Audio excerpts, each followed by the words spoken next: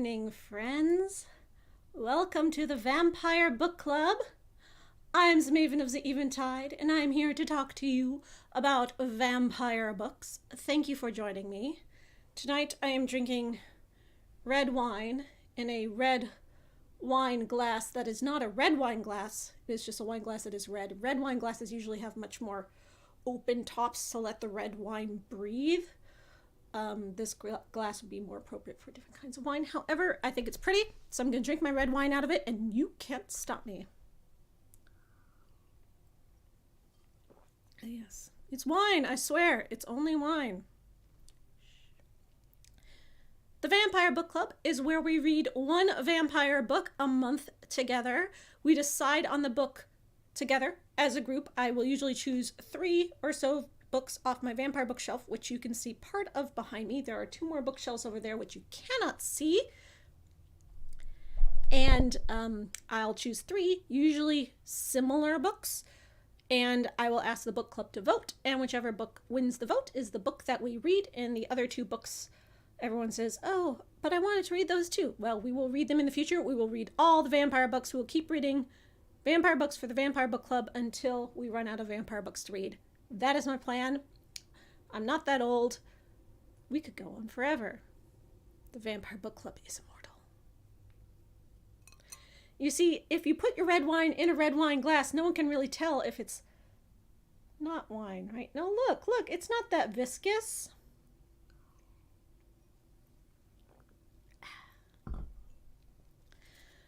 So, this month, we read a young adult book, and I had chosen 3 books that had just come out within the last year. That was our theme for the month, and the book that won the vote was The Lost Girls by Sonia Hartl.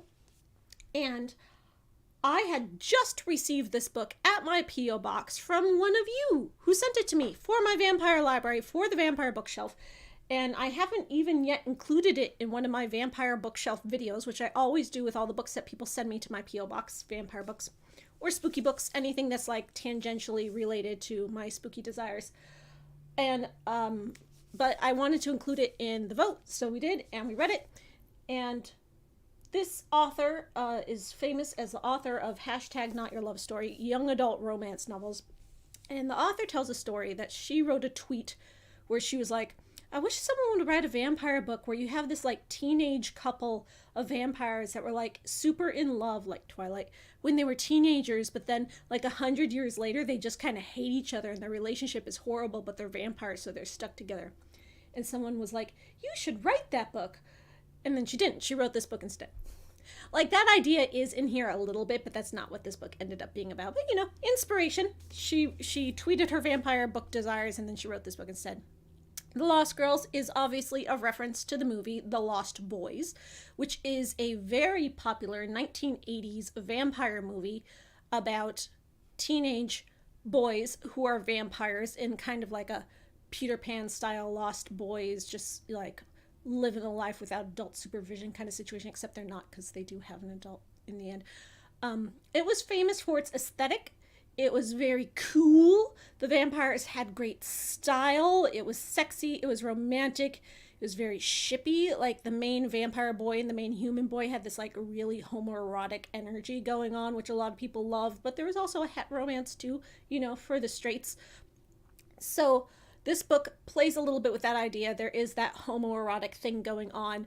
But in this, it's not this gang of vampires, girls this time instead of boys, trying to seduce a mortal into their fold, but rather they're trying to save the mortal. And that is the difference. And it's not set in the 80s, but the main vampire, the narrator of the book, is from the 80s. She was made a vampire in the 80s. So she has like 80s crimped hair, 80s aesthetic. So, you know, little nods to it, but it's not a retelling of the Lost Boys in any way. Oh, thank you, Gargamel Gold, for the $5. Speaking of vampire fiction, one of these days, you have to do one of your vampire reviews on Netflix's thought-provoking Midnight Mass miniseries. Yes, I do. You are 100% correct. I have not watched it yet. I know, right? So, this book starts out with this teenage vampire lamenting her horrible vampire existence because she's eternally 16 years old. And that means she can't get a real job. She can't, like, do things that require being a legal adult, like take out a loan or, rent an apartment or anything. I don't know why she can't just fake her age. Like, when you're 16 but have like the wisdom of a 45-year-old behind your eyes, you could probably get away with pretending to be at least like 18, but she can't for some reason. She apparently never like got self-reliant to do that. She's been spending most of her vampire life with her vampire boyfriend, who's the one who made her. Another like super hot teenage vampire boy, but he recently dumped her.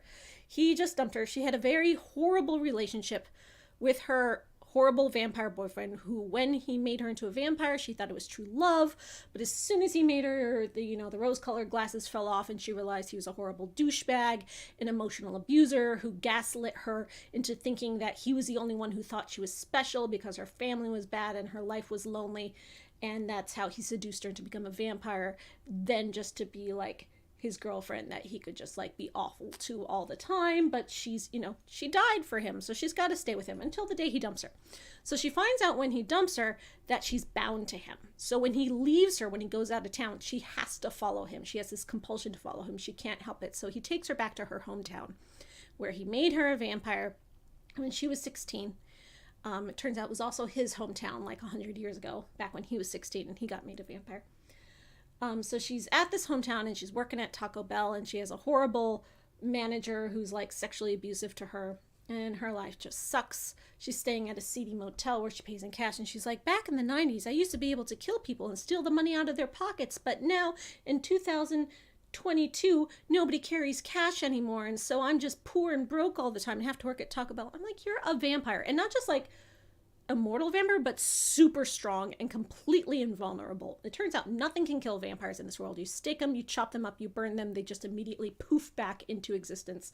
They're completely immortal and invulnerable, as far as she knows. And yet she hasn't been able to find out a way to like get more money. She has a moral code. She does kill people, but she only kills people who are like abusers or like date rapists. It's a college town, so she kills the frat boys that are like creeping on girls. And she always gives them 2 seconds to run away, and they never do. And that's her vampire code. But she is killing people, and yet she can't get money for some reason. Anyway.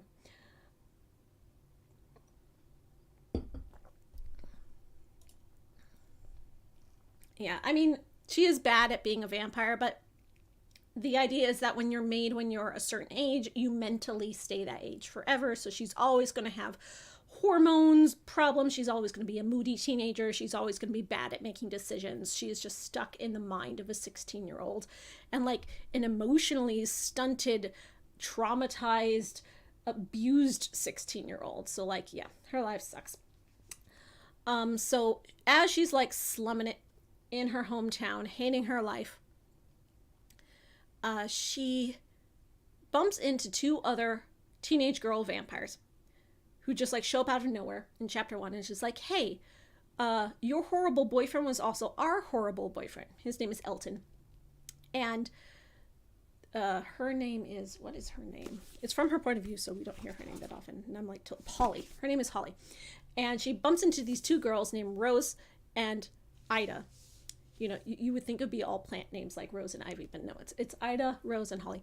And Ida is 100 years old, so she was the first vampire that Elton made.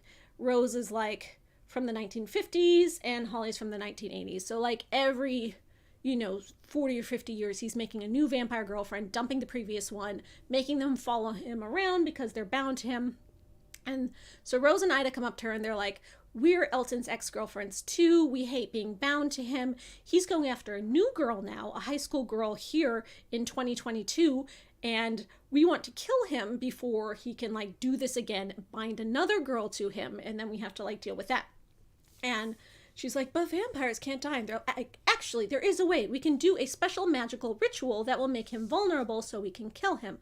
But it has to be done by all the vampires he's made. He's made the 3 of us, so all 3 of us has to do it together. And she's like, well, he was a really shitty boyfriend, but I don't know if I want to kill him. Like, just because you break up with someone and had a bad relationship, you don't automatically jump to wanting to murder your ex.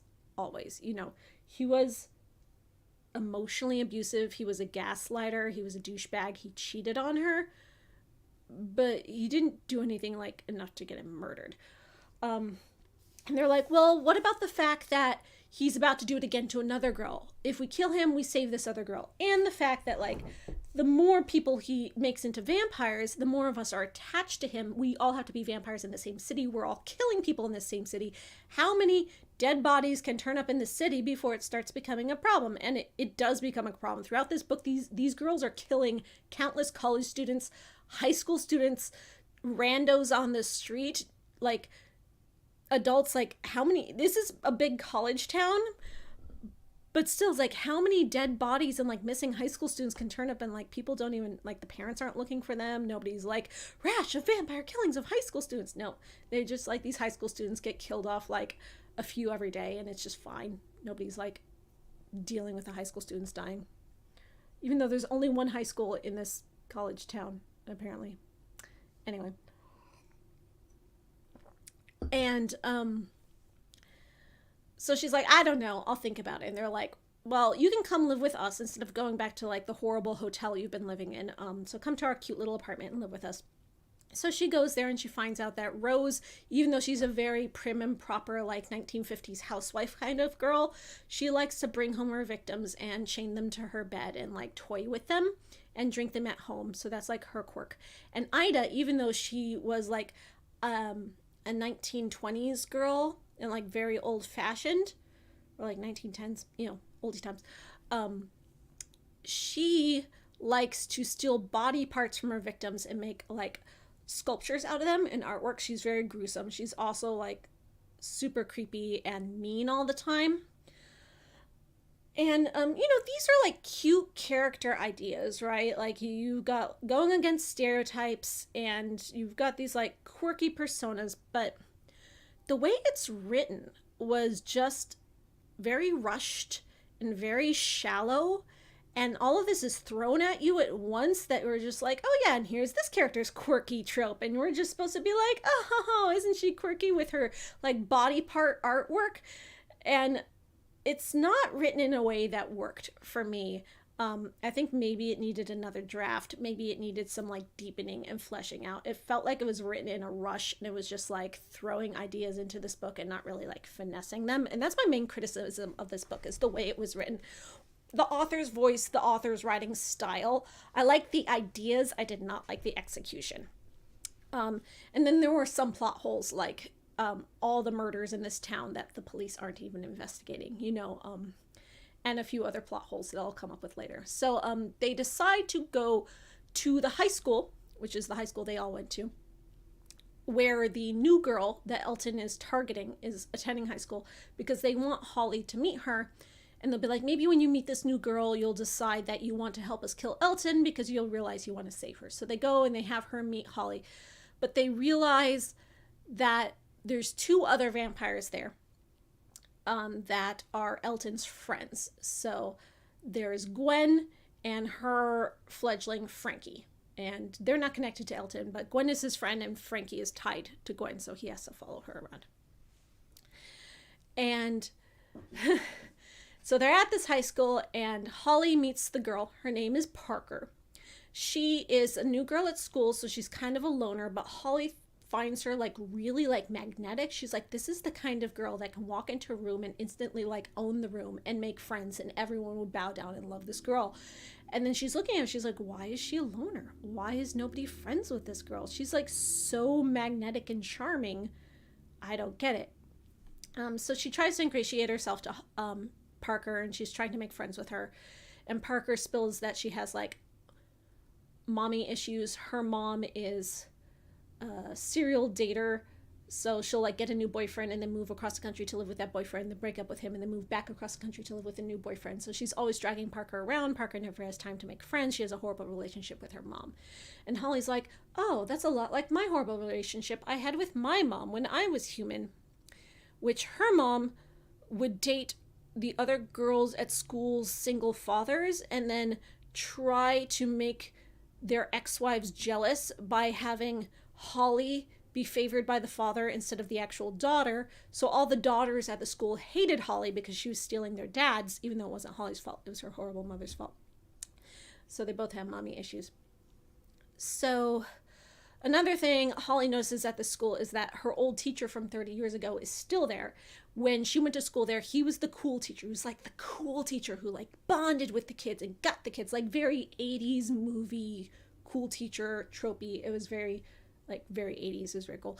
But now he's like just jaded and cynical, and he's a terrible teacher, and he doesn't even pay attention to students. He walks in class and he's like, you all read 30 pages, and everyone in the class goes to sleep.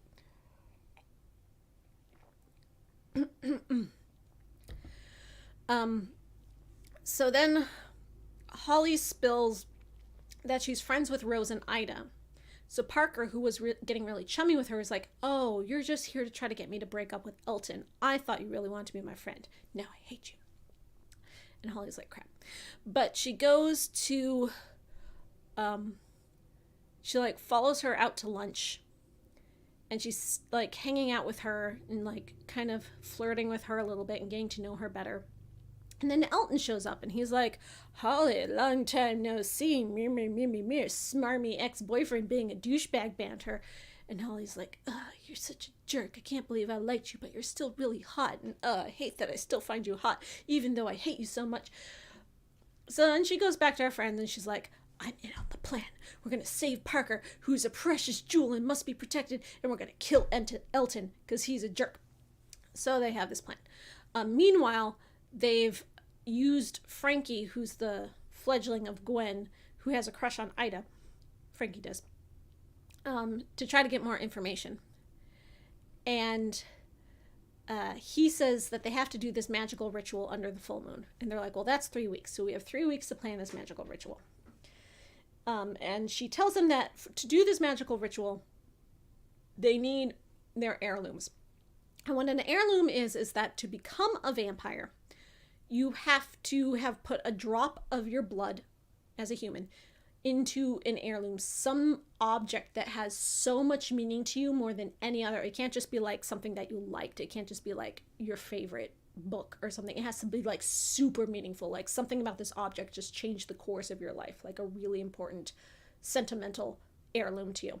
So you put a drop of your blood in this thing, and that drop of your blood preserves like your soul, essentially. So when you become a vampire, you still retain your sense of self. If you didn't do that and try to become a vampire, you would not be you anymore.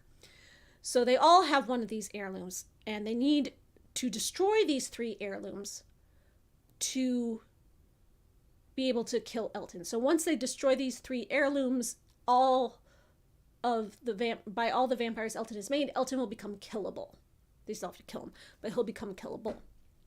So, but there's a problem, because Holly's heirloom was stolen by her best friend the night she was made a vampire. Ida's heirloom is buried with her dead sister in the graveyard, and Rose's heirloom is in a safe deposit box at the bank that she can no longer access because she doesn't have like the appropriate identification anymore. So what happened the night Holly was made a vampire was that Holly wasn't totally a loner. She wasn't completely deserted with Elton showing up and being like, I'm the only one who will ever love you. She had a best friend. But for some reason, this best friend wasn't enough to make her feel valuable. Oh, she needed a man's approval, apparently. Even though she's bi, she's like bi from the start. She's always been bi. But she needed a man's approval. So when Elton shows up in her life and starts like gaslighting her away from her bestie, whose name is Stacy, Stacy's like, I think this boyfriend of yours is really bad news. I think he might be like a serial killer or something, because he is. He might be a creepy vampire. I think you should dump him. And Holly's like, no, he's the only one who gets me. And Stacy's like, bitch, hello, I get you. I'm your best friend, and I've been your best friend for years. And like, Holly just totally blows her off. Oh, thank you, Lindsay P, for the $4.99. Thank you so much for my tip jar. So the night that Holly went to become a vampire in the school parking lot, as you did in the 80s, Stacy followed her, and she sees Holly become a vampire. So she comes out with a stake, and she tries to stake Elton to try to save her best friend. But of course it doesn't work because vampires can't die, so Elton like rips her throat out. So as Stacy is bleeding out on the pavement in true 80s horror movie style, Gwen's the bad one, Holly tries to save Stacy and makes Stacy into a vampire too. She doesn't ask Stacy's consent for this. She just does it to save her best friend's life. And because Stacy's throat was torn out at the time she was made into a vampire, her throat is now always torn out. Like, not bleeding, but she has like this big gaping, like raggedy zombie hole in her throat. So now she's a vampire, but she hates herself because she has this big hole in her throat. And she has to wear like scarves all the time. And so when she did it, the heirloom that they had both used were this like matching set of lockets. They had these antique lockets they found. So she steals Holly's locket and she runs off into the night, and Holly never sees her again. She's like, I don't know where my heirloom is. I can't do this ritual because Stacy stole it. However, because she made Stacy, Stacy is still bound to her. Stacy still has been following her around town to town. So Stacy is in town, and she figures that out. Stacy's big problem isn't so much like that you made me a vampire without asking my consent, because Holly's like, of course I saved your life. What else would I do? Stacy's more like, you never should have gotten mixed up with a vampire in the first place because I told you so, and you had me. You did not need him.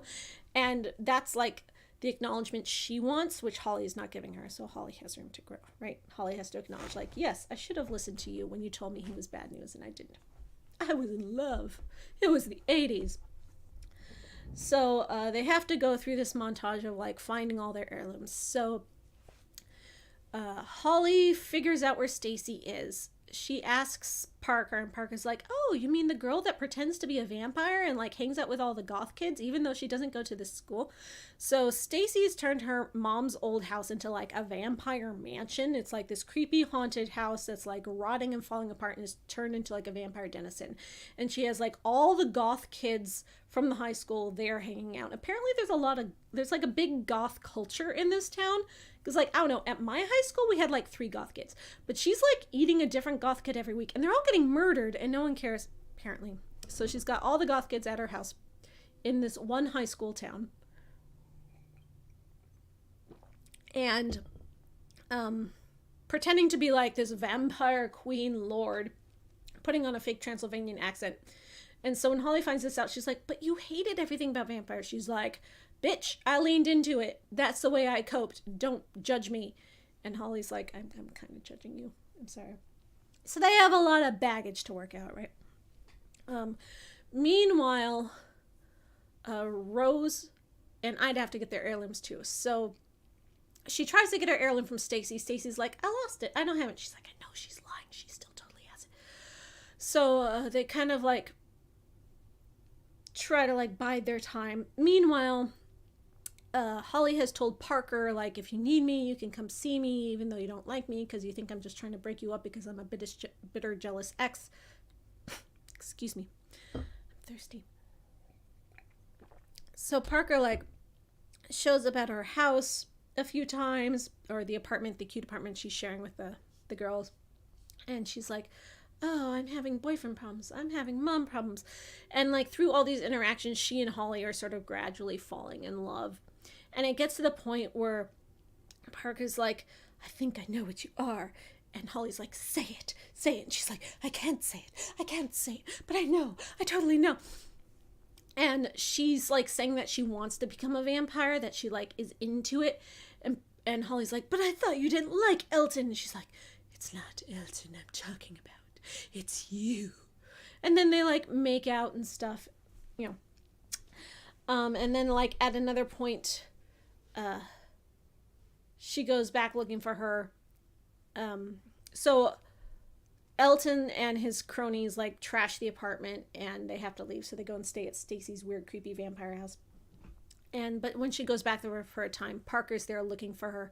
And she's like, I figured out that you were alive in 1987. Tell me the truth. And she's like, we already had this conversation. I thought you understood the truth that we just weren't saying out loud. And then they have sex. So we get a nice like lesbian sex scene in this like children's book, which, you know, go YA authors pushing the bar. I like it. You know, it's rare that you get actual sex scenes in children's books. So especially a gay one was really nice. I really appreciated that.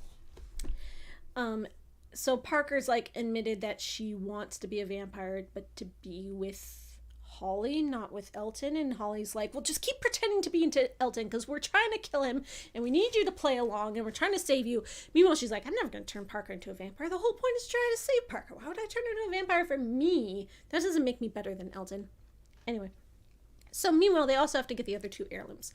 So they go and they dig up the grave of Ida's sister, which is really like traumatic for her. For Ida, the one who like plays with body parts all the time, she does have like a tragic backstory and trauma. She really loved her sister, who died when she was 13. Very tragic. Ida was like 17 or 18, right? But while they're there digging up the grave, Elton and his cronies show up, and Frankie's there too, even though Frankie is kind of like playing both sides, and he's like, I have to pretend to be against you because, you know, I can't let Elton know that I'm helping you. So there's a big fight scene, and these fight scenes are super gory. People are ripping each other's arms and legs off, and then they like immediately grow back. She rips heads off. She pops out someone's eyeballs. Very gory, gruesome fight scenes, which I'm like, she's lived kind of like a sad, lonely, privileged life. When did she learn to fight like this? Do vampires just like automatically develop the instinct for like arm ripping off, eyeball gouging fight tactics? Not that I thought she'd be like a shrinking violet. I just didn't think she'd know how to do any of these things. But she's a very skilled fighter, and so are the other girls. And they're all very violent. Lots of body parts. People get disemboweled, intestines are falling out, and then they immediately heal and regrow. So I guess, you know, it's easy to like pop people's heads off when they're just going to grow right back. So I'm going a little bit out of order. But yeah, that happens. They get the 3 girls get the best of Elton and his friends, and then Elton's really mad, and that's why he goes and trashes the apartment and all of that other stuff that happened. No. The sister was 13 when she died. The vampire girl was older. So the vampire girl got made into a vampire, and then shortly thereafter, her younger sister died, so she buried her heirloom with her, because the heirloom was a gift from her sister in the first place. So then the next step of the plan is to get the other heirloom from the bank vault. So Stacy, who's now like on their side, she's like, okay, fine, I'll join your team, and here's your heirloom back. I did have it all along. I want to kill Elton too, because, you know, he's an asshole, and assholes should die. I did, yes, it does not sound like a story meant for children, but it is written in a very like gentle vocabulary way. Like the fact that they're ripping arms and legs off is not described in a way that made me viscerally repulsed. It was, you know, there's a way to write very gross stuff in a way that doesn't gross you out. Like this book did not gross me out at any points. For instance, the book we read last month had scenes of graphic violence that really grossed me out based on the way they were written. But like, even though this book had much more graphic violence, I never felt grossed out once, the way it was written. So it's all about tone and language. And, you know, I was complaining about the tone and language, thinking it was too shallow, too much tell instead of show and that kind of stuff. But maybe that's what made it for children. And, you know, when I say children, we're talking like 14 and 15-year-olds, not like middle schoolers. So Stacy says, I happen to be really good at forging documents, so I can forge some documents that say you have right to access this safe deposit box in the bank vault. Because she has the key, she just doesn't have identification that proves that she has the right to do it. So she forges the documents, and they go to the bank to try to like get into the safe deposit box. But surprise, Gwen, the vampire, works at the bank, and Elton had set her up to like be working at the bank, so that way when they show up with the documents, Gwen goes to the bank manager and she's like, that girl with those documents is a forger. I know her. Look, this document is forged. And they're like, crap, they're calling the police. So they run away. So they're like, okay, now we have to break into the bank. We need a bank heist montage.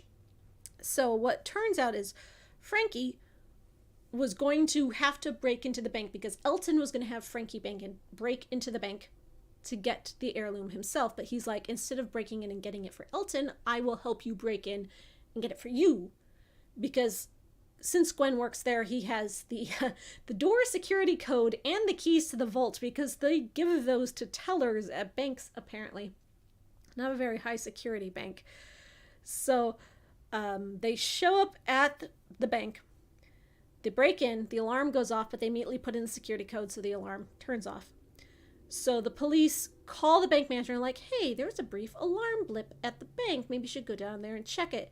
And the manager's, instead of taking like 20 minutes to get there like they thought he would, he was like, I happened to be driving right by it. So he like pulls right up and like, crap, now we have to kill the bank manager.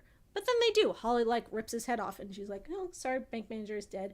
I feel bad about that because I wasn't following my code. He wasn't like a rapist or anything. He was just a jerk. So she feels bad about that and then never thinks about it again. It's a weird sequence because it doesn't wind up causing any consequences because, you know, they still get into the vault. So they go back into the vault. They use the key. They get the heirloom out of the safe deposit box. Now they have all the heirlooms. And now they're ready to do the ritual, and they still have to wait for the full moon, right? So during this time, Parker is still coming to Holly and being like, I really want to be a vampire because I'm in love with you. And Holly's like, you can't be in love with me, though I am in love with you, but you don't even know me. No, it can't be. I want to save your life. I will never make you a vampire. And Parker's like, well, Elton wants to make me a vampire. And Holly's like, no, save yourself. Go with your mother to visit her boyfriend in a different state. And Parker's like, fine, I'll do that. But since I'm going to do that, if I was going to become a vampire, this bracelet would have been my heirloom. And I want you to symbolically throw it into the fire with the other heirlooms that you're going to burn to symbolically burn our love. And Holly's like, okay, I'll do that. And at this moment, I knew exactly what was going to happen. Like, this is supposed to be set up for, like, a twist surprise ending, but, like, as soon as I read this part, I called it. It was not at all a surprise. So, Holly thinks that Parker leaves town and goes away with her mom for the weekend.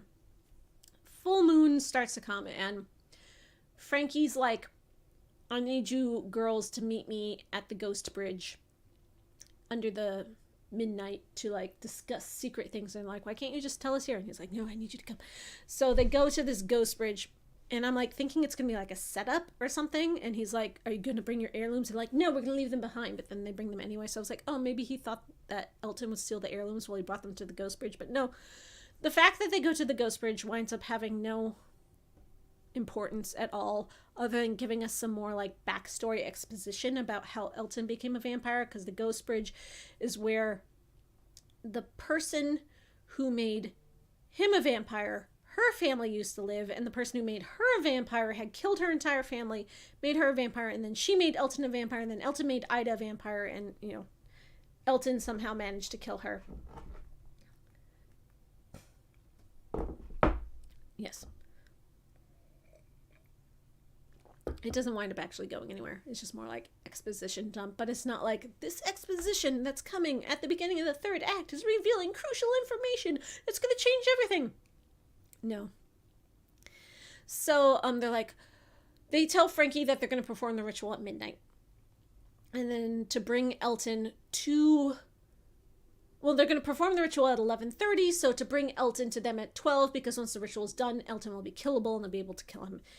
Then Frankie leaves, and they're like, we're actually going to perform the ritual at 10, right? And they're like, yeah. So the idea is to perform the ritual at 10, and then after that, Elton will be killable, so when he shows up, they can have their boss fight and, like, kill him. They still have to do the work of killing him. He'll just be killable this time. So they're still like waiting for Frankie to double cross them. They're not sure. Holly's like, I have a really bad feeling about this, but at least Parker skipped town, so I know she's safe. So the next night they do the ritual at 10 o'clock. They destroy the heirlooms. And the thing they found out about it, the reason this is very dramatic is because they know once they destroy the heirlooms, all their human memories will be lost. And this is what Elton had done to kill his vampire sire. So he lost all his human memories, and that's part of why he's such a jerk now. And they're like, if I lose all my human memories, will I too become a jerk? Holly's like, well, I'll lose all of my friendship with Stacy before I made her a vampire. I'll only have this past week with her instead of like all my human memories. I'll lose my memories of my mom. And there was a point earlier in the book where she went to see her mom at the old folks home, where her mom is now like senile and has dementia and like doesn't even remember anything, and it's supposed to be cathartic. And then she was like, I'll lose my memories of my awesome teacher. And there was a point where she met him and she was like, you used to care about your students, but you don't care anymore. And he's like, it was the students who stopped caring. It was them. And she's like, dude, it's not the students' job. It's your job as a teacher. You can't just give up on the students and not even try. And he's like, oh, you're right. I should be a better teacher. And then he starts being a better teacher again. I don't know what messages it's supposed to tell. So they're very concerned about how they're going to lose their human memories. Ida's going to lose the memories of her sister. Rose is going to lose the memories of, like, her happy life before she became a vampire in the 50s. Oh, thank you, Ricardo Rubio, for the €5. I have to go to sleep and watch the rest later. It's 3 a.m. here. Have a lovely evening. Thank you. I will. You too. Sleep well. I hope you enjoy the rest later. So they do this ritual. They all throw in their heirlooms. It's very, like, emotional.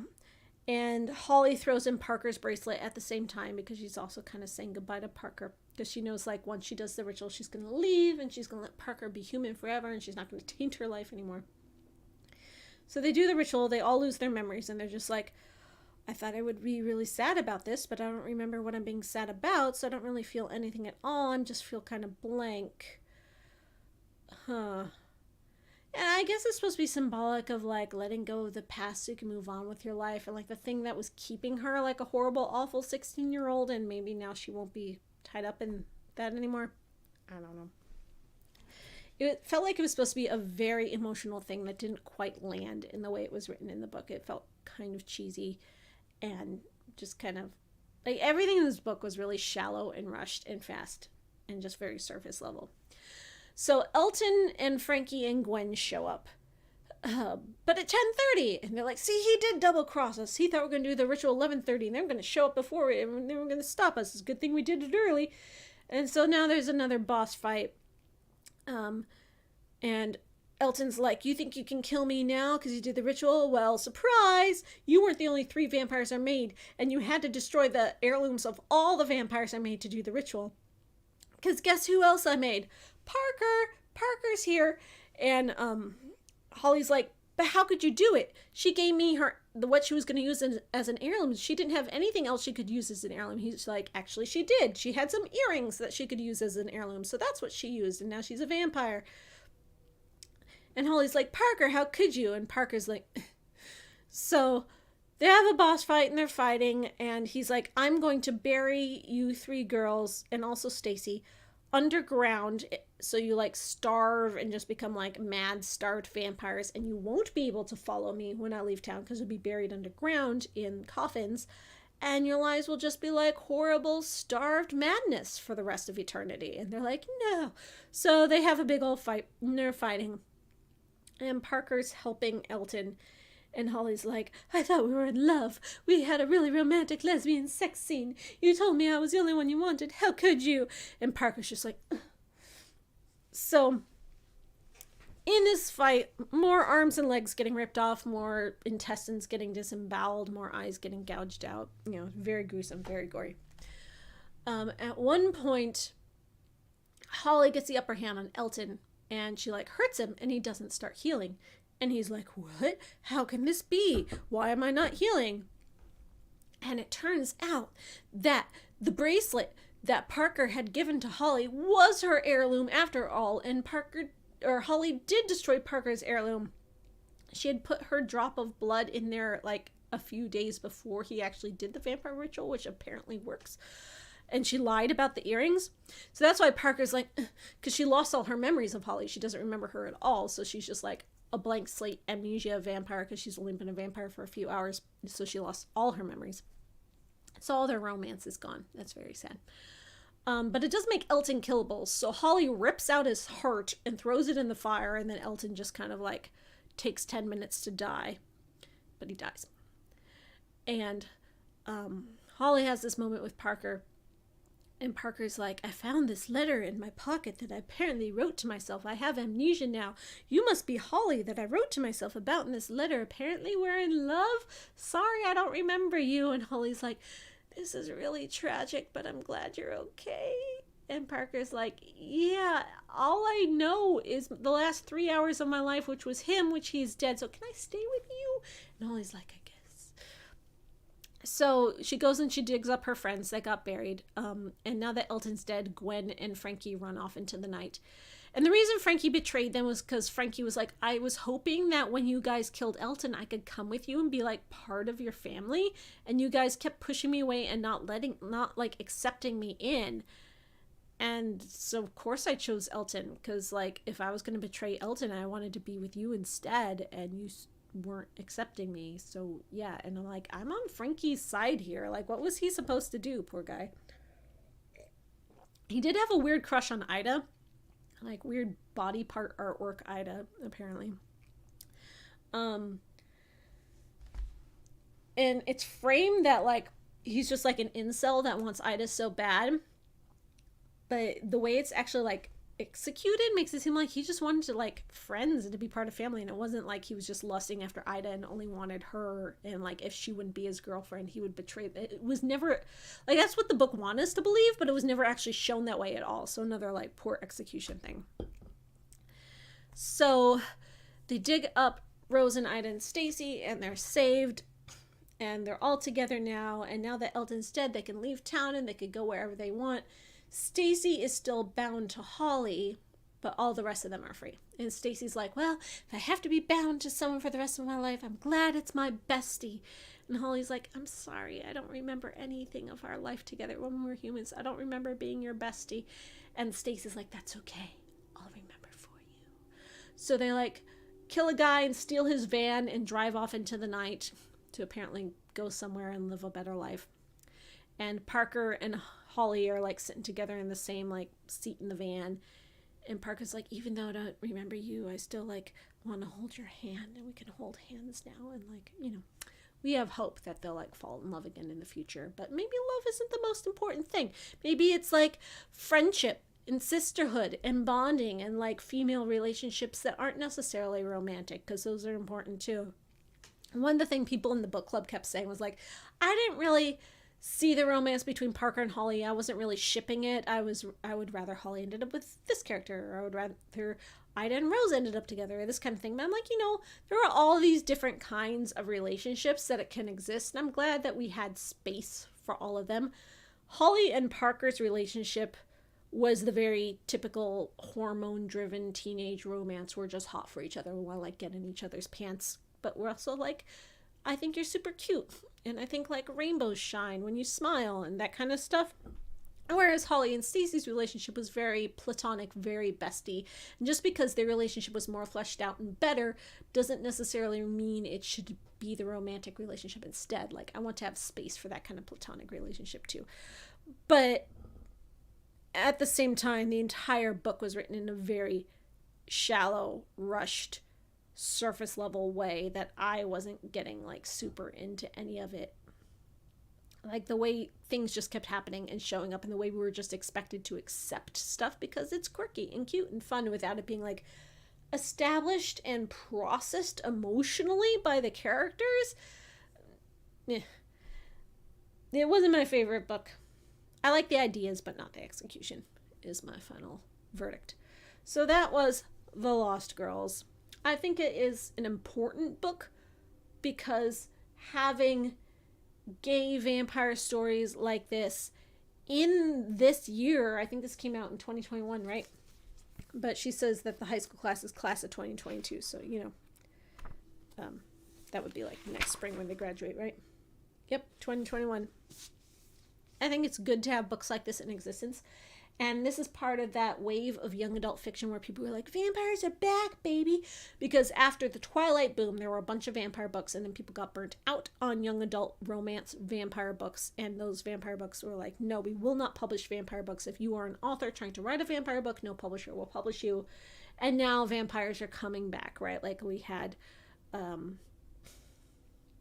Crush, we had The Beautiful, we have this. There's like been more vampire books, especially romances, but that this was a gay romance, and that this had girls acting really violently, very graphically violently, and defying stereotypes by being really just gross and disgusting, I think is important. And I'm glad that there's a space for this book. So, you know, it's got its pros and it's got its cons. Oh, thank you, JRL Studios, for the $4.99. This sounds like it would have made a good video game in the vein of Life is Strange. Yeah, probably. And I can see this getting turned into a movie and being a very good movie because the actors would bring nuance to it. The cinematic language and visual language of the film would bring a lot more depth to it than is coming through on this page. So I feel like this is a good starting point for something that could be adapted into something great. And I would love to see this adapted. This would be one of those movies where like, oh, the movie's actually better than the book kind of situation, right?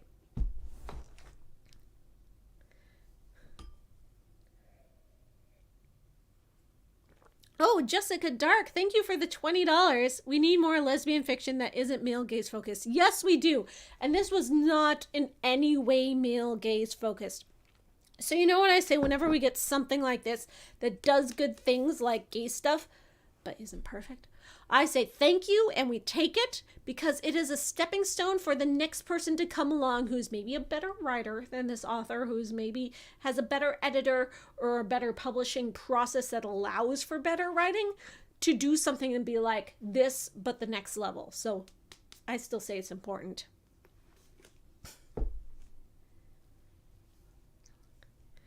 All right, so now is your chance to ask me questions or give your thoughts about this book. I haven't been able to keep up with the chat because I've been staring at the camera because I like to look you in the eye when I talk to you instead of looking down here, right? If I'm looking down here, it looks like I'm not paying attention to you. So I haven't been paying attention to the chat. If you asked me a question I didn't answer, here's your chance to ask it again while I drink some wine.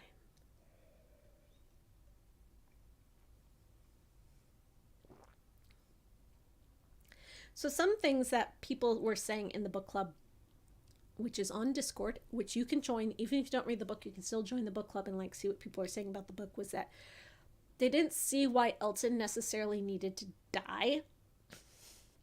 Like, yeah, he was a shitty boyfriend, but he didn't do anything worth dying over. Like, say we were all humans, right? Like, say everyone in this book was humans and these three girls had a shitty boyfriend and planned to murder him.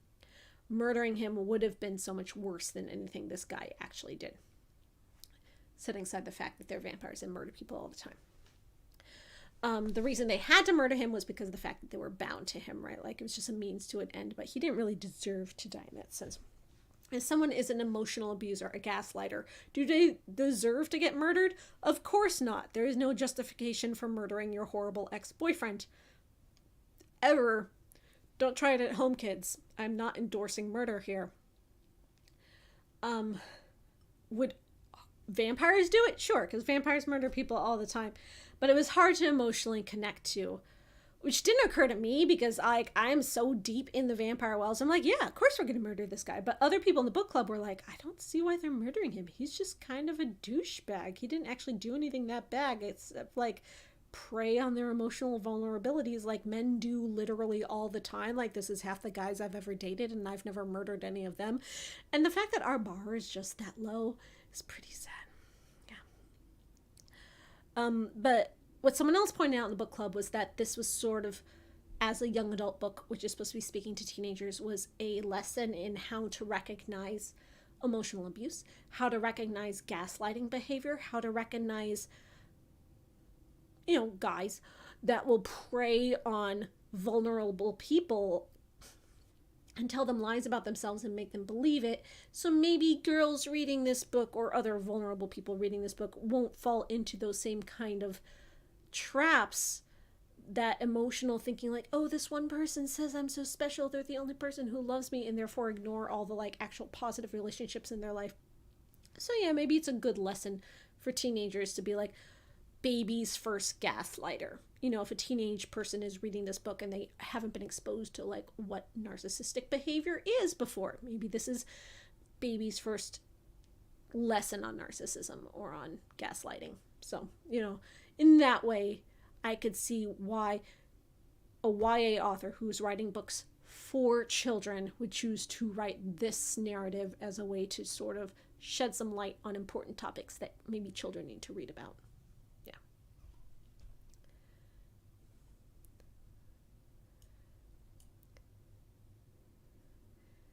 squeakiness says it reminded me of the Vampire Academy movie, that it felt like it had a lot of important things to say while being very, very surface level and just way too fast. Yes, I agree completely. What if anything at all, are the vampires a metaphor for in this novel? I mean, they're always a metaphor for something, right? Like, I'd say the sense of your identity that ends up consuming you at the expense of your actual identity is what this vampire is a metaphor for. So, like, all these girls had this idea of what they were supposed to be, that they were rebelling against because they thought they were actually supposed to be something else. And that's, like, what they latched onto with their vampire. Like, Rose was supposed to be a housewife, but she's like, no, actually, I'm supposed to be independent, so I'm going to get a vampire boyfriend. And, Holly thought she was supposed to be, like, loner girl, and she's like, no, actually, I'm supposed to be special in love, so I'm going to get a vampire boyfriend. But it's, the vampire is the thing that tricks you into thinking you're supposed to be anything in particular at all, when really you can grow and change. It's thinking that you fit into a box that maybe someone else has designed for you is the vampire. When really there are no boxes. Boxes aren't real. Boxes don't exist. You are just you, and you will grow and you will change and you will be free. And that's like the anti-vampire that they're fighting for at this point, even though they're all still vampires by the end. Like, I can see what it was going for. I'm sure the author didn't go into being like, I'm going to write a vampire metaphor, because they never do, but one always emerges, right? That's what I would say about this one. Since so much killing would normally attract attention, why do they need to kill their food? Doesn't it turn... it never really explains why they need to kill their food. Excuse me. I think they just do. As far as killing their food, it seems more like, you know, if you bite someone and drain their blood and you let them live, maybe they'll go tell people about it. Though that might be me giving it too much credit. They just do kill their food. Well, the way that Holly drinks, and she's the only one we really get to see drink, is she kills the person first. She'll, like, break their neck or something and they'll die, and then she'll drink their blood. So I don't know if she can start drinking blood of someone... Excuse me, I'm a little congested. Drinking blood of someone who is alive. It seemed like she had to kill them first before she started drinking their blood. It was never explained, but that's what I inferred.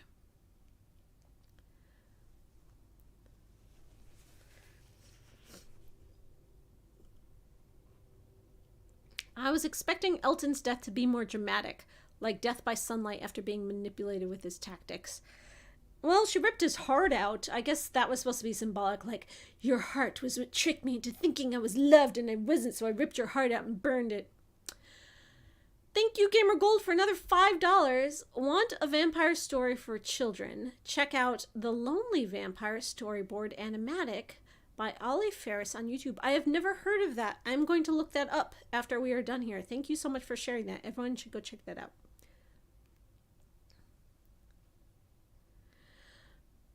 I think this book is about toxic abusers, that sometimes in order to move on, you have to no contact them and nuke the memories you have of them so you can move on from the trauma. Yes, that's exactly true in terms of the mother characters. So they both lose their memories of their mothers. And those were the true abusers of their life, right? Like, if they didn't have these horrible mothers, they wouldn't have been drawn to the vampire to start with. So the thing about children of narcissists is that children of narcissists are often attracted to narcissists as romantic partners later in life and end up repeating the cycle, because a child of a narcissist is always trying to please their narcissistic parent a lot of the time. So that sense of, like, if I just make you happy, maybe you will love me, applies to a romantic partner later in life. So this child of a narcissist will be attracted to someone. So even though their parents weren't vampires, their parents were vampiric in that narcissistic sense, so then they were attracted to the vampire and they were perfect prey for the vampire later. And the only way to sort of break that cycle, like you said, no contact, erase the memory. You lose that link to the past. And that's what most children of narcissists end up having to do with their parents, is to no contact their parents. And that's the only way they can sort of, like, live their best life afterwards. And it's hard, but And that's the way of life. There's a difference between YA and children's book. Well, YA is part of children's book. There are two sections in literature, children and adults. YA is in the children's section. There are many subsections of children's literature for different age levels, but YA is part of the children's. And there's like younger YA and older YA, but it is still children's. Like if you look up Twilight, it is listed as children's horror. Oh, you're sending more books this year, Keith? Thank you. The vampires here are no different than slashers. The only difference is vampires eat the prey while slashers kill for the thrill. Yes, the vampires here were very slashers. And I feel like that kind of ties into the 80s-ness of it. Not necessarily Lost Boys in particular, because there wasn't a lot of slashing in that movie. But there was a lot of slashers in the 80s, right? So these, it wasn't set in the 80s. That's sort of like the vibe we wanted to get.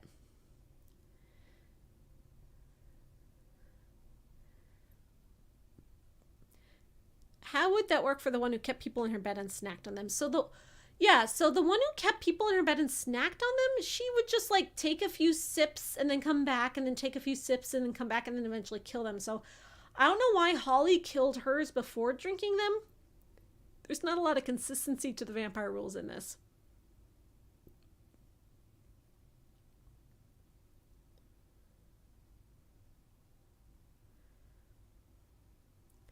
In Stacy's case, they all know about her, and one of the teens Stacy killed was alive. He's pretending not to be afraid, but she drained him.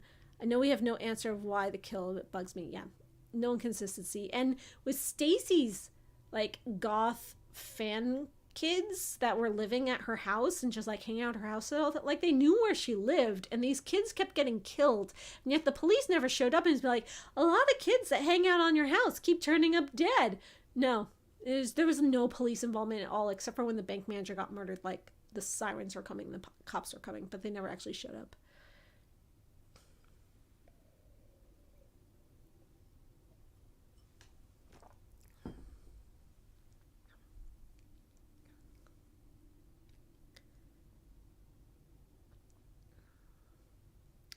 Holly and Stacy's relationship really bugged me. Stacy kept trying to say Holly was wrong for staying with Elton even after he killed her. She didn't have a problem with it and even was mad at Stacy. Yeah, Holly said that even after Elton killed Stacy, she was still so in love with Elton. And she even describes how Elton threw like a hissy fit that night. I was like, I can't believe Stacy. And he just like stomped off like a toddler. And yet Holly was still like super in love with Elton and went with him. Maybe that's part of her like teenager brain or something. Because yeah, she just saw Elton tear out the throat of her best friend. She saved her best friend's life and then still like went with Elton and let her best friend go off. Were you supposed to believe that? I guess she was just really that in love. Thank you, JRL Studios, for another $4.99. Did I have a favorite character in this? If you had a ship in this book, who would it be? Also, kudos to Paul for moderating. Yes, thank you, Paul. Favorite character? I guess Rose. I liked her because, like, Ida was too disgusting. I'm not a fan of disgusting. Rose, like, her quirk was that she liked to clean things, which I kind of vibe with. But she was also really sexy, but very, like, prim and proper at the same time. So she wasn't, like, totally, like, licking her teeth, I'm going to seduce you, vampire seductress, yet still, like, that kind of, like, vampire-esque vibe. I liked her. I like that she was, like, a contradiction, whereas the others were more just kind of, like, in your face.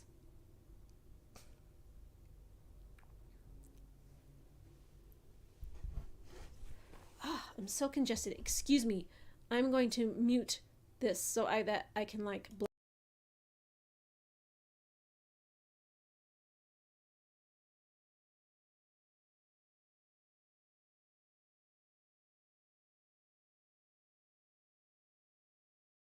This is what happens if I'm talking a lot. Like, my nose is like, but what about me?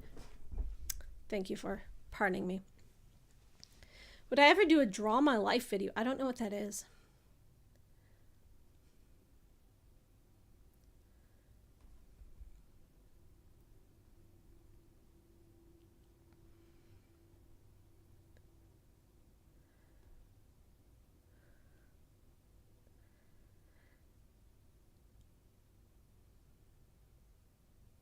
Stacy only owns the house because the house is for sale, but it's so like disgusting and dilapidated that no one wants to come view it. So she's just kind of like squatting there. She's squatter. It was like her family's house when her mom was alive, but her mom died a horrible death because her daughter got like murdered, which is something else she's bitter about.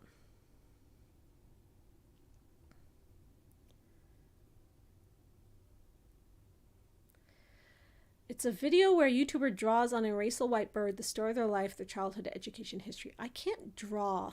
I'm not very good at drawing at all.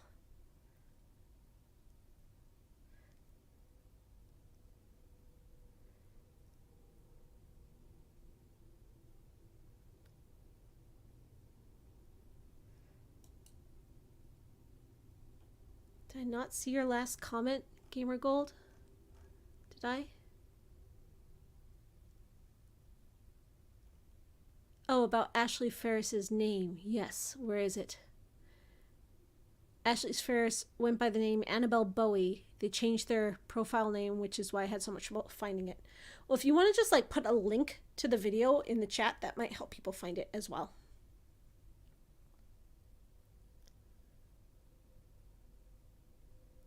Would I ever want to become a vampire's blood courtesan? Sounds like fun. I mean, why not, right? I'd rather like be the vampire who had the courtesans, but you know, beggars can't be choosers. Do we ever find out how old Elton was? I don't remember specifically. I know he and Ida were the same age and they're both teenagers, but I don't know if they were 18 or slightly younger. We know Parker is 18. She's a senior in high school. So she's like, I'm 18. I don't need my mom's permission for anything. And there was like one scene where she's like drunk. She like randomly gets drunk and Holly finds her drunk in public and she like helps her get home and like takes care of her. But then like talks about vampire stuff in front of her drunk self and then Parker remembers it the next day and it causes drama.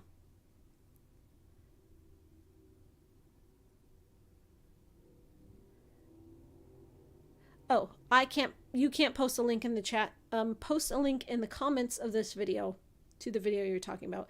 It might get like held for moderation, but when I go back and moderate the comments later, I will release it if it does get held.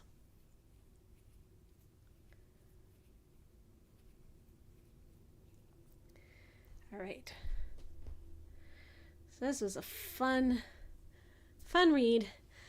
Not my favorite read. I still feel like it was important. I wish it was better than it was. I had higher hopes from this book than actually were executed, but you know, could have been better, could have been worse.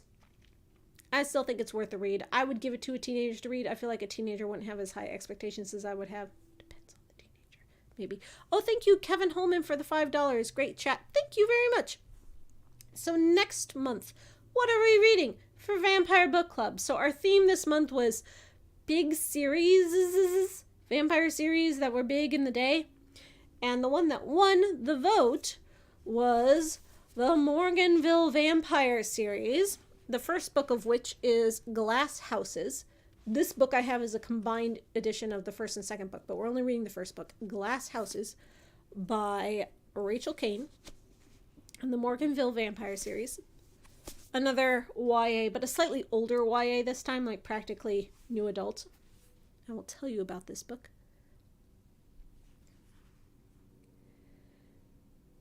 In Rachel Kane's town of Morganville, there's always a surprise just around every dark corner, and it usually involves the undead. Now, these secrets come to light in the first books of the Morganville Vampire series. Glass Houses. Morganville is a small college town in the heart of Texas that has its share of quirky characters, and some evil ones too. When student Claire Danvers moves off campus into one of Morganville's oldest houses, she finds out that her roommates don't show many signs of life. But they'll have Claire's back when the town's deepest secrets come crawling out, hungry for fresh blood. So we have a college-age hero. Her name is Claire. She's in a college situation, and she moves into a very gothic-sounding haunted house sort of place with a bunch of vampires, apparently, and they become besties. So this series was recommended to me by Juliet Landau, who's the actor who played Drusilla in Buffy.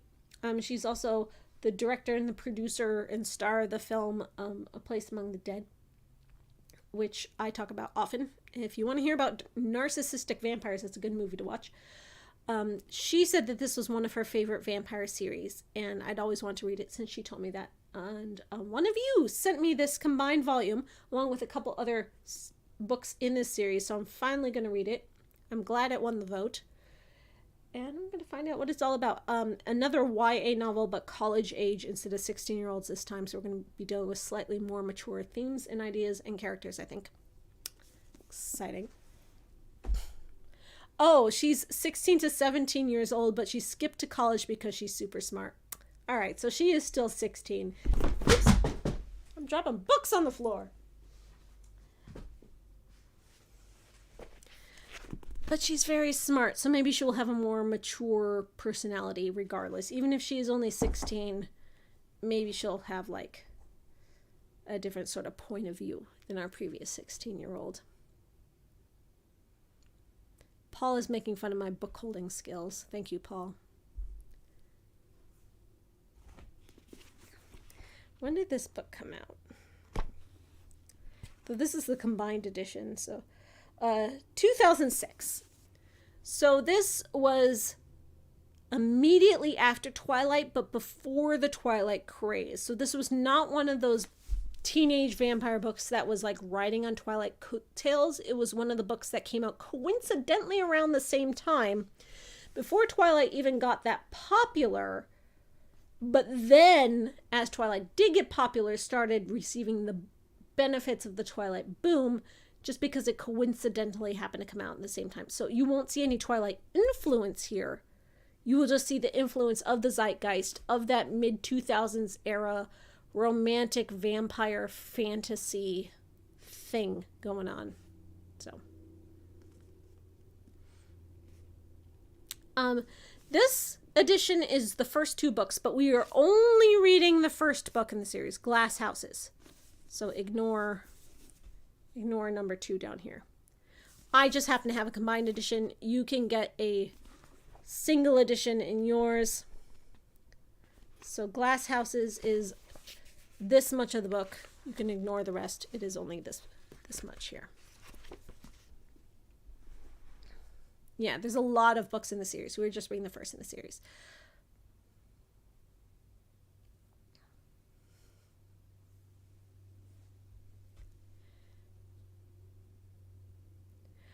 Oh, if I ever want to do a Draw My Life, I don't have to do the drawing myself. Wink, wink, nudge, nudge. You would do the drawing for me, JRL Studios. You are the fastest drawer I have ever met in my life. So I feel like you could actually handle that. Like, I just ramble about my life and you start, like, drawing, like, cute little stick figures.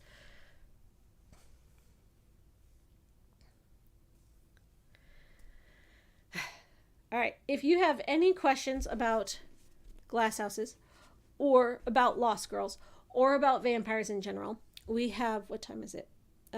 We have a few more minutes left to discuss vampires before we conclude the Vampire Book Club. So now's your chance. Oh, good night, Gamer Gold. Thank you so much for joining. I would like to take this opportunity to point out my necklace, which Paul brought me back from Disney World, where he went on his vacation. It is a gargoyle from the Haunted Mansion, which I think is really cute. Haunted Mansion is, of course, the best Disney ride, and now I have one of the gargoyles as a necklace. We do need more Victorian vampires.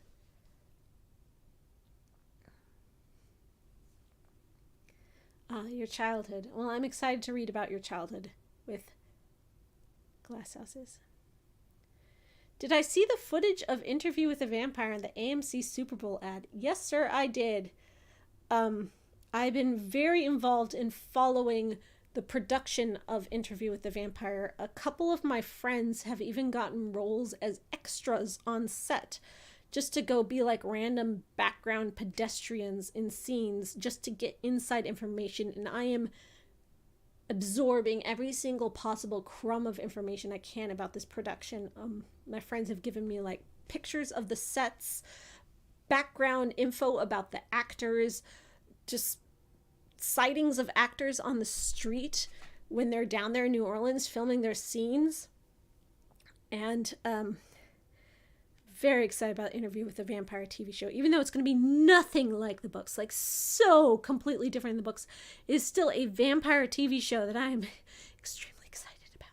And I was also very tempted to like try to go be an extra on the set and be like, yes, I'll be a random background pedestrian. I will like literally drive down to New Orleans and rent a hotel room and pay thousands of dollars to be there to earn $150 to be a background extra on the set. But I have other obligations that are preventing me from doing this. They're filming as we speak in New Orleans. They're filming right now. My friend is literally on set right now filming a scene as a background extra in Interview with the Vampire.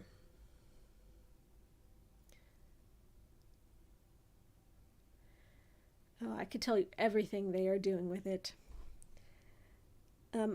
This month for my vampire review, just for like regular vampire reviews, one of my Patreon patrons has requested a review of one of the Vampire Chronicles. So I'm very much talking about the Vampire Chronicles this month, and that's what we're going to be talking about in vampire reviews.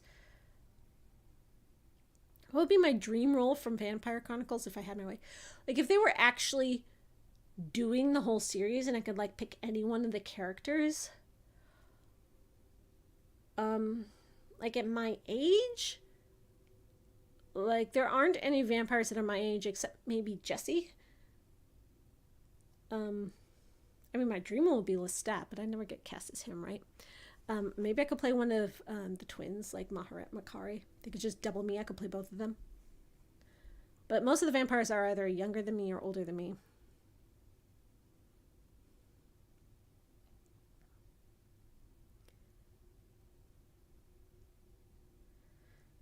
Gabrielle was like 50. I'm still too young to be Gabrielle. Though when Gabrielle got made into a vampire, she did like look younger. So maybe they're like, oh, you're in your 30s, but you could totally play a 50-year-old vampire who looks younger. Or, you know, just wait a decade or so, and then I could play Gabrielle. I've never read Anne Rice before. Do you have a book you would recommend starting with? Yes, I do, sir. Anna, son. Interview with the Vampire. You start at the beginning. I made a video on my channel called Anne Rice Vampire Chronicles Ranked, where I tell you what order to read them all in. You should go watch that video because I explain it very clearly. I should be Pandora. Like Pandora was in her 30s. I could be Pandora. I would just need like a giant brown wig, and then I could be Pandora. That's true. Pandora is not one of my favorites, but she would be fun. I would enjoy acting that role. I don't really identify with her, but it would be a fun role to act for sure. You thought Gabrielle was in her 30s when her youngest son was 20 and she had 7 children that were older than him? Impossible. An hour-long trailer breakdown. Maybe we will. Would I ever play Sims 4 Vampires expansion? I've never really played Sims. It sounds like fun, though. Loved your video on Stoker's Dracula not actually being based on Vlad Tepes. Can't stop thinking about it from a historical perspective. Thank you. Thank you very much. I am going to Transylvania in May, and I'm very excited about it. I'm going to go to all those historical, like, Dracula places, the places where they sort of meld Bram Stoker with actual Vlad Tepes in the way that I don't. But, you know, I want to see those places. I'm going to Romania. I'm doing a Romania tour. I was supposed to go with my mom, but now my mom can't go because she's not well. So I'm going alone.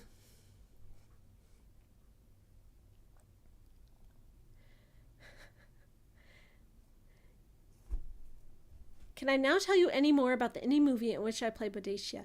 I don't know that I'm allowed to yet. I haven't heard anything from the director yet. I'll ask, though.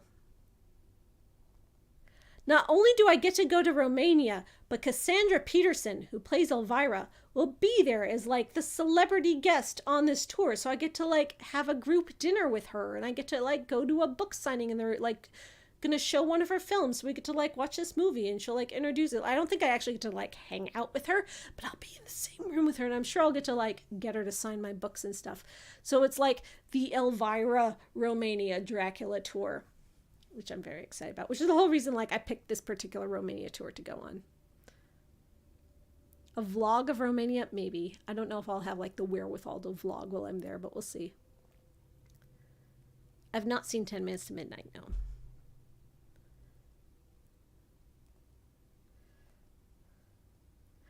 Right? Right? Do you want to go with me? Like, my mom was supposed to go with me, now she's not, so now I'm going alone. You should come with me. If you have thousands of dollars to spend, it's a very expensive trip. Like, usually you'll find these like group packages for tours and it'll be like a certain price point, but this one is that much more expensive because you're paying to meet Elvira, basically. And I would have never chosen to go on this tour if my mom wasn't like, I'll go with you, we should go together. And I'm like, yes, Mom, thank you for enabling me. And I bought the ticket, even though I couldn't afford it, and I'll be paying it off for years.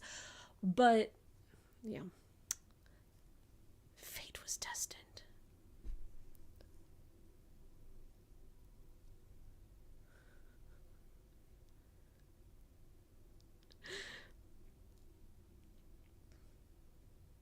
Yes. So that's my plan. That's happening in May. So I've got a couple months until then. This month we are reading Glass Houses, and I'm doing a review on a Anne Rice Vampire Chronicles book, which will be up on my channel coming soon. I'll also be doing another video on Vampire the Masquerade Shadows of New York, which I am playing my way through with Paul. If you like Paul and his hilarious voice acting, you will enjoy these videos. They're all on my channel. And you can join my Discord server if you're not already. You can become part of the Vampire Book Club. You do not have to read the books. There is no pressure, no obligation. You can just join the Vampire Book Club and like watch us talk about the books. Or you can join the Discord server and just talk about vampires in general or other spooky gothic things. It's a very like loosely gothic based Discord server where we just kind of chat about our niche spooky interests. Anything in that realm. If you want to join a spooky server full of friendly people. It has a lot of people in it, but it's not like a very active server, so it's chill and it doesn't feel like overwhelming and weird. Though I do wish it would be more active, so you should join and make it more active. The link to join is in the description of this video. As always, I've not watched Night Teeth on Netflix, no. But you say it's better than it has any right to be, so now I am intrigued. What do I do for work assuming YouTube is a hobby? Why do you assume so? I've been doing YouTube for 10 years. I am a career YouTuber. YouTubing is my job. It does not pay very well, though. I could not afford to only YouTube, even though YouTubing is my main job. Also for work, I am the assistant of another YouTuber. And being the assistant of this other YouTuber, whose name is Lindsay Ellis, is well-paying. And that, between that and my own YouTube, I am able to be a career YouTuber. So I YouTube as myself, and I also help someone else YouTube, and that's my job. I also write books, but those don't pay very much at all. So even though that is work and not a hobby, it's not like a career that I could like make money off of.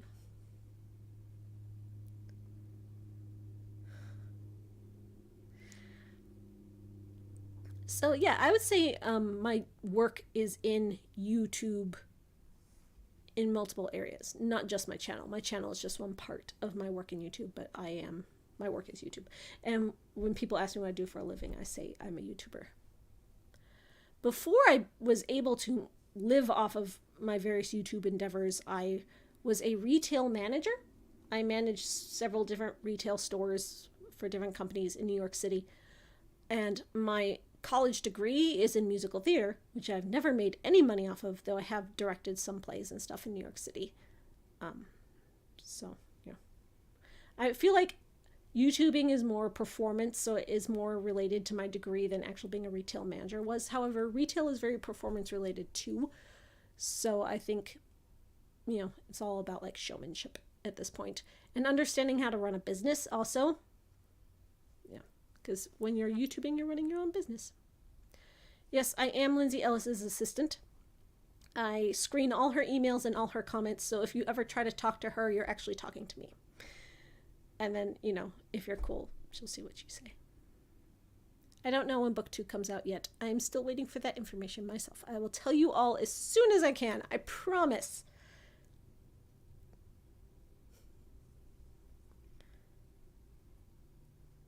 Is there stuff in Charlotte, maybe a cool goth bar? Not that I have found yet. I have not found any sort of goth hangout stuff in Charlotte yet, even though I've lived here for 5 years. But, 2.5 years of that has been COVID so far. Plus, I was pregnant and having a baby for part of that. I have not found any goth hangouts in Charlotte. I wish I could. I did join a chorus in Charlotte, a LGBT chorus, where it's just full of a bunch of queer people, and we sing really challenging music. And we're going to have a performance in March. No, actually, it's the first weekend of April, so it's the very end of March, beginning of April. So if you're in the Charlotte area and you want to come hear me sing in a giant chorus, you can do that. I'll share the info on Twitter when it's time. But no, like, goth stuff. Do I have any clips of me in the theater? I do not. I've done a lot of shows, but not that any have been recorded that I know about.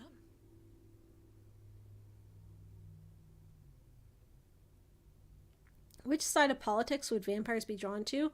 Depends on the vampire, man. Depends on the vampire.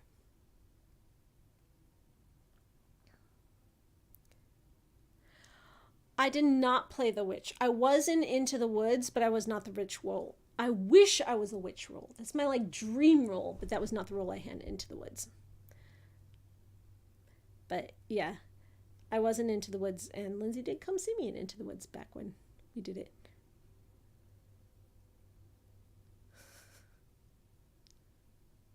Yeah, choirs. I used to sing in a choir before COVID, and then COVID happened, and we couldn't sing in choirs anymore. So now, just within the past month, I've joined a new choir. I'm very excited. Yeah. We're not talking about vampires anymore, are we? What time is it? Got 10 minutes left of this chat. I love just hanging out with you. I love just talking about anything.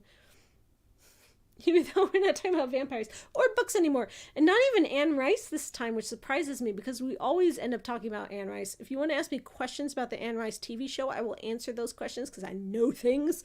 But I don't feel like I'm allowed to just tell you things, if that makes sense.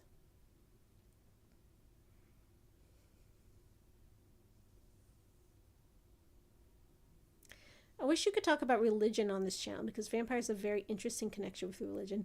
I feel like I do talk about religion, and the book that I'm reviewing next for Vampire Reviews, the one I just mentioned, is very much focused on religion and vampires and God and the devil and all of that. So I will be talking about religion in this upcoming review, that's for sure.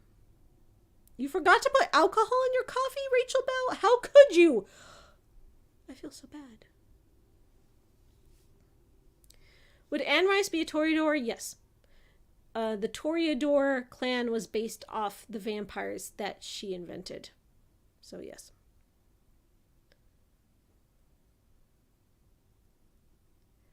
Anne's house on St. Charles is up for sale. Her old house that she grew up in, the house that Violin is based on?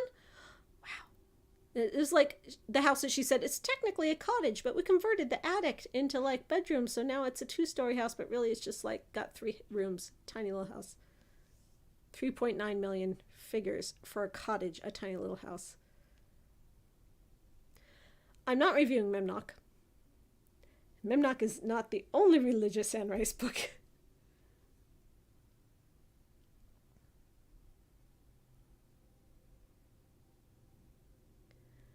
Oh, yay! Emma S. starting to read Interview with the Vampire. I hope you enjoy it. However, it is just a slice into it. You really have to get further in. Interview with the Vampire has very much merit on its own, but the concept of the Vampire Chronicles and Anne Rice's works as a whole is a whole different thing. Like, I feel like Interview with the Vampire is here, and the works as a whole is here. It's just like different things to appreciate. Drink your scotch.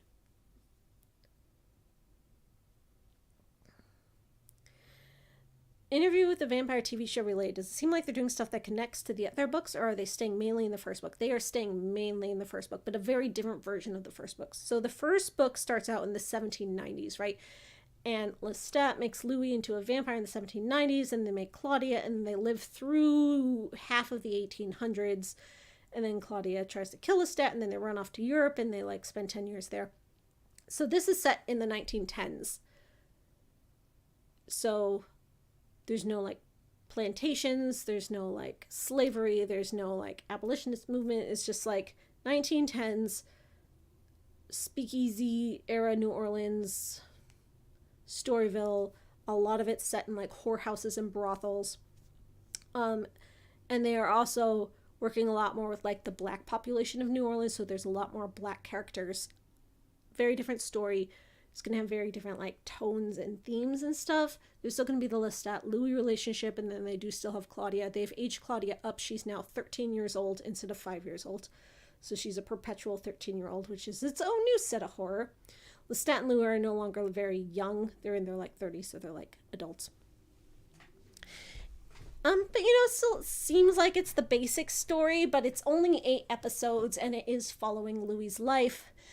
And Louis is not contracted for other seasons or series that they're going to do. So it seems like if they do other books in the series, they're not going to have Louis be part of them. They're just going to focus on the books as individual, like Lestat stories. Which part of the interview show have you heard that's the most exciting for you? Okay. So in the casting call for Louis, it mentioned that when Louis meets Lestat, it makes Louis start questioning his sexuality. So the fact that they are actually going into like the gay stuff for it is very exciting to me, because one of the things about the movie version of Interview with the Vampire, like a lot of people will watch it now and be like, this movie is so gay. I never knew it was so gay. But back when it came out, they were trying to make it as ungay as possible. Like Tom Cruise was like, this line is too gay. You have to delete this line. I'm going to rewrite this line. But the fact that they put it in the casting call, they're like, yes, he's questioning his sexuality. Yes, he is like romantically interested in Lestat in this like very tense, toxic way, that they're actually going in the gay direction. And then that they had another casting call for Louis' new like life partner person in the modern era is also a male character named Rashid. So not only are they in a gay relationship, but in like a multi-ethnic gay relationship, I thought was really exciting. So I'm really hoping that they actually do go there, that they don't like try to make it very het friendly for modern audiences, and that they actually just like own it.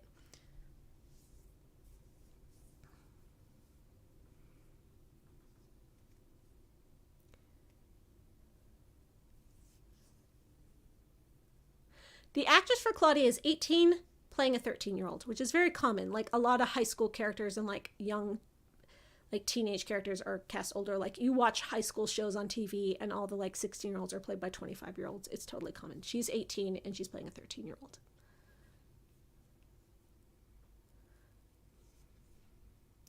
Well, yeah, it starts in 1910, but it goes through the 1920s and 1930s. My friend who's at the set is like, tonight we're doing 1917. Tonight we're doing 1923. Tonight we're doing 1937. Like, she's in a different costume every night for a different time period, because the show is going through all these decades, because they're vampires and they're immortal and they live through decades.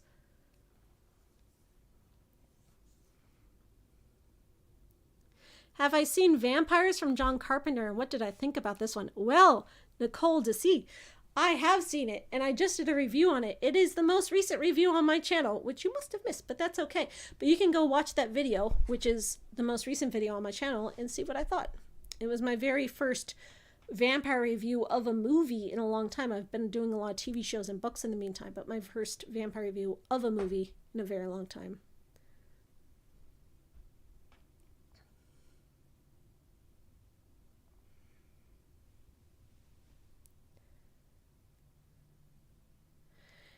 If Louis isn't contractually obligated for other series, we don't get the flying date with Lestat later. I don't think we do. I really don't think we do. They said he was contractually obligated for 2 episodes in a future series. They didn't say which 2. They didn't say where. And it said it was like possible, but not probable. So that's a big fan complaint right now, is that this isn't like a ship that's going to sail, right? Like the Louis Lestat relationship isn't going to be one that perpetuates. Like they have this relationship for this series and then they break up and they each go their separate ways. Lestat has his adventures, he gets more series. Louis supposedly lives his happy life with this new Rashid guy, and they like live happily ever after and never see Lestat again, which my shipping heart is very sad. I don't want Lestat to have new love interests, even though he's the James Bond of vampires and has a different love interest, a different Bond girl every single book. He's still supposed to come back to Louis in the end. But no. Nope. Is Armand in the show? Not yet. He has not been cast yet. We assume he will be because they do seem to be following the pattern of the show in a much condensed version. So instead of Louis and Lestat and Claudia living together for 65 years, they live together for like 30 years before Claudia kills Lestat, and then they go off to Europe, where presumably they will meet Armand. They are filming in New Orleans now. They will be filming in Europe later, which I assume is where Armand will be. There has been no announcement of him being cast. So, who knows? Louis has been aged up to 33 years old. He was 25 in the book, but now he's 33. And the reason they cast Antonio Banderas as Armand in the movie was because they did not want to have a 25-year-old and a 17-year-old in a romantic relationship, because it would perpetuate terrible stereotypes about gay men being like predators of young men, which they didn't want to do because, you know, you got to be responsible. So my guess is they're going to do something similar, and that Armand will be cast older as well, especially since Louis has been aged up to 33. They're going to age up Armand too. No proof, no confirmation yet. That is just my guess.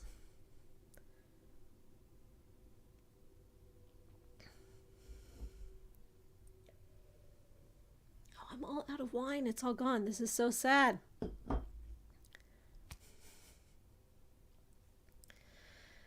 We're out of wine. You know what that means? It means that Vampire Book Club has come to its end. And you kept me talking all the way until 10 o'clock. Good for you.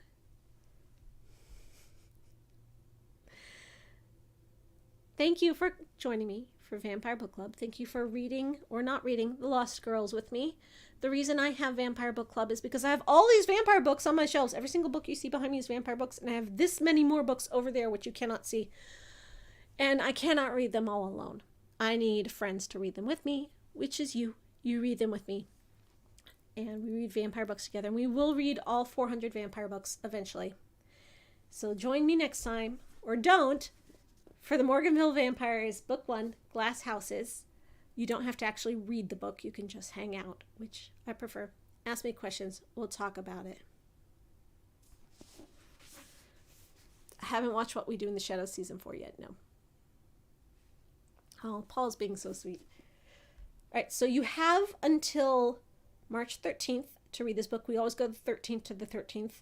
If the 13th falls on a day that I can't live stream, we do it as close to the 13th, like today. I never live stream on weekends because people don't come to live streams on weekends. It's not me.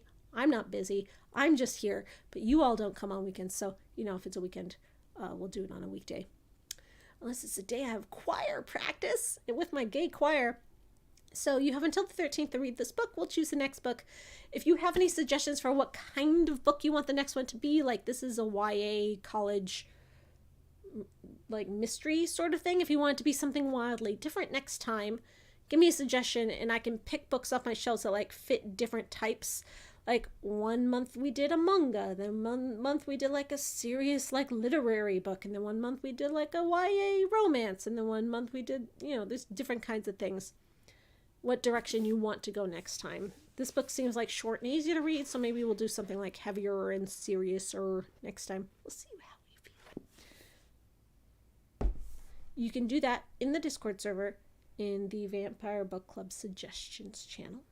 If you join the Discord server and you want to join the book club, you do have to go to the rules section and click the correct icon to join it. It is a private group, but anyone can join as long as you follow the rules. And I hope that you will join. Otherwise, I will see you here for my next vampire review. If you did not watch my last vampire review about John Carpenter's Vampires, the movie, starring James Woods, you can see that on my channel. Is my most recent video.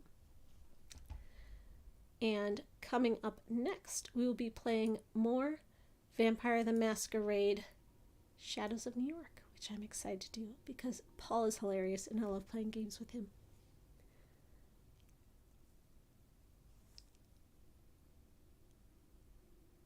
What did I think of the movie Addiction? I have not seen it yet. Should I watch it? Thank you for all your suggestions. I really appreciate it because I think I know a lot about vampires, right? Like, I'm the vampire boss around here. And then you guys come and you give me, more vampire suggestions that I haven't even heard about it. I always really appreciate it. But thank you so much for joining me, all of you, and for all of your questions, and for everybody who put in the tip jar. I super appreciate that because these videos are free. Normally, otherwise, we just do the Vampire Book Club for fun. My Patreon supports me. I am a professional YouTuber, not because YouTube pays me any money whatsoever, but Patreon does. Patreon is how I can be a professional YouTuber. That and Lindsay Ellis with my side gig. So thank you all so much. I will see you next time. Until then, good night and happy vampire.